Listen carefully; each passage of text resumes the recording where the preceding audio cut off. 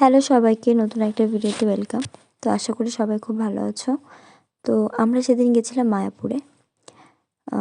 আমার স্টুডেন্ট অনুশ্রী আর ওর মা বাবা মানে দাদা আর দিদির সঙ্গে আমার ওই সূত্রে পরিচয় হলেও সম্পর্কটা এখন নিজের দিদির মতনই হয়ে গেছে। প্রতি মুহূর্তে একটা বড় দিদি থাকলে আমি ঠিক যতটা ভালোবাসা আদর পেতাম পুরোটাই আমি দিদির কাছ থেকে পাই। মানে এটা একটা ফ্যামিলি হয়ে গেছে। তো আমরা মুড়োগাছা পাম্পের থেকে তেল ভরার পরে আমরা বেরিয়েছিলাম। আমরা গেছিলাম 4 চাকায় করে। দাদা ড্রাইভ করে আমাদের নিয়ে গেছিলো। এই প্ল্যানিংটা দাদারই ছিল হঠাৎ করেই। তো বলল চলো আমরা মায়াপুর ঘুরে আসি। তো আমরাও গেছিলাম মায়াপুরে। ওই দিন আমাদের সঙ্গে কাকিমাও গেছিলো, মানে মন্দিরাদির মা। কৃষ্ণনগর পার করার পরে যে হাই রোড, ওই হাই রোডে আমার যেতে এত ভালো লাগে, মানে এত সুন্দর রাস্তা, তার মধ্যে এরকম 4 চাকায় করে গান শুনতে শুনতে রাস্তা, লং ড্রাইভ, মানে একটা আলাদাই ফিলিংস। তো সত্যিই ওই দিন আমরা খুব ভালো একটা সময় কাটিয়েছিলাম। আর এই যে হাই রোডটা, এই হাই রোডটা আমার খুব ভালো লাগে। এখানে গাড়ি পরপর গাড়ি, বড় বড় গাড়িগুলো যেতে থাকে, দেখতে বেশ ভালো লাগে। একটার পর একটা গাড়ি চলে যাচ্ছে।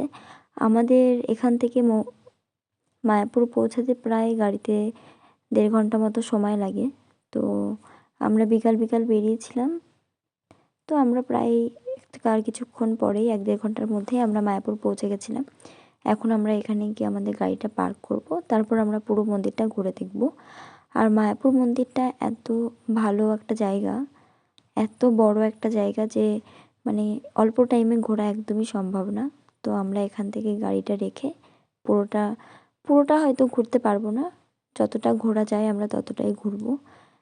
যেহেতু কাকিমা খুব একটা হাঁটতে পারবে না তাড়াতাড়ি, আর আমরাও অত দূর ঘোরার মতো সময় নেই।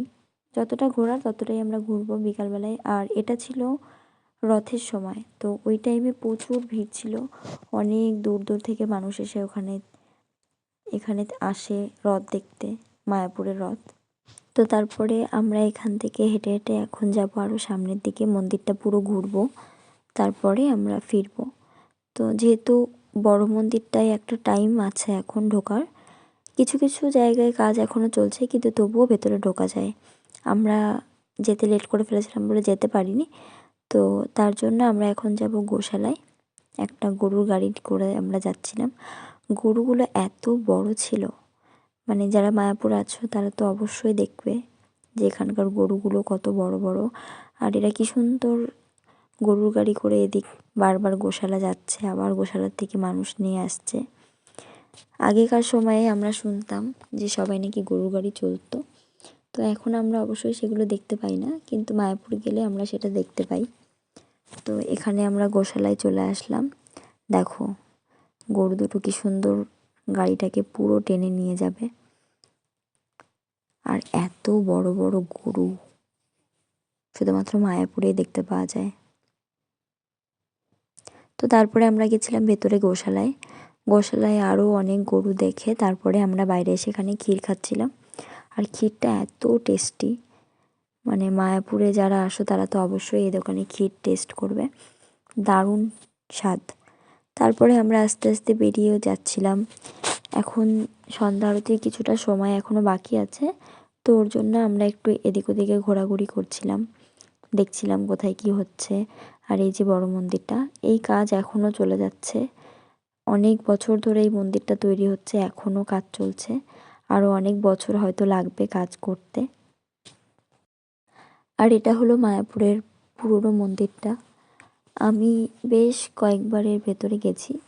তো এই দিন যেহেতু আমরা বেশিক্ষণ ছিলাম না, তাই আর ভেতরে ঢুকিনি। তো দেখো বাইরে দিয়ে অনেক লোকজন ছিল। এখন সবাই আস্তে আস্তে বড় মন্দিরটার দিকে যাবে, যেখানে সন্ধ্যা আরতিটা হবে। একটু পরেই সন্ধ্যা আরতি শুরু হয়ে যাবে। সন্ধ্যা আরতিটা আমার খুব ভালো লাগে।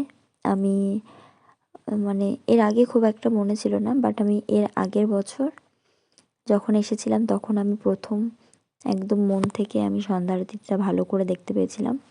তো তারপরে থেকে একটা আলাদা টান হয়ে গেছে, যে কয়বারই যাই চেষ্টা করি সন্ধ্যা আরতিটা দেখার। যেহেতু মায়াপুরে সন্ধ্যা আরতি দেখার জন্য আমরা চটি, ফোন এগুলো কোনো কিছুই নিয়ে যেতে পারি না, তো সেগুলো জমা দেওয়ার জন্য আমাদের একটা লাইন দিতে হয়। তো সেখানে জমা দিয়ে আমরা ঢুকেছিলাম এবং সন্ধ্যা আরতিটা দেখে বেরিয়ে আমাদের সেগুলো কালেক্ট করতে হবে, তার জন্য আমাদের অনেকটা সময় ওখানে লেগে গেছিলো। তো সেই কারণে আমরা ঢুকেছিলাম বিকালে, তখন দিন ছিল, বাট আমরা যখন বেরোই তখন পুরোটাই অন্ধকার, অনেকটা লেট হয়ে গেছিলো। এটা একটা রুল, যেহেতু আমরা ভগবানের কাছে যাই, তো সেখানে ফোনটা একদমই অ্যালাউ করে না, শুধুমাত্র চোখ দিয়ে দেখার জন্যই আমরা যেতে পারি। এটাও একটা ভালো, কি বলবো, ভালো একটা জিনিস যে অনেকেই আছে শুধু ফোন নিয়ে ব্যস্ত, অথচ আমরা ভগবানের মুখটা নিজের চোখে দেখিই না। ছবি তোলার ব্যস্ততায় আমরা এতটাই ইনভলভ হয়ে গেছি ফোনের পেছনে। কিন্তু এই নিয়মটা সত্যিই এত ভালো যে একটা নির্দিষ্ট জায়গায় ফোনটা রেখে তবে আমরা শ্রীকৃষ্ণের দর্শন করতে যেতে পারি। তো আমাদের বিকালটা আজকে বেশ ভালোই কাটলো। তো এখন আমরা বেরিয়েছি বাড়ি যাওয়ার উদ্দেশ্যে। তো আজকের ভিডিওটা এই পর্যন্ত, এই পার্টটুকু শেষ করছি। নেক্সট পার্টে অবশ্যই পরেরটুকু শেয়ার করব। কেমন লাগলো ভিডিওটা অবশ্যই কমেন্ট করে জানিও। ততক্ষণের জন্য সবাইকে টাটা।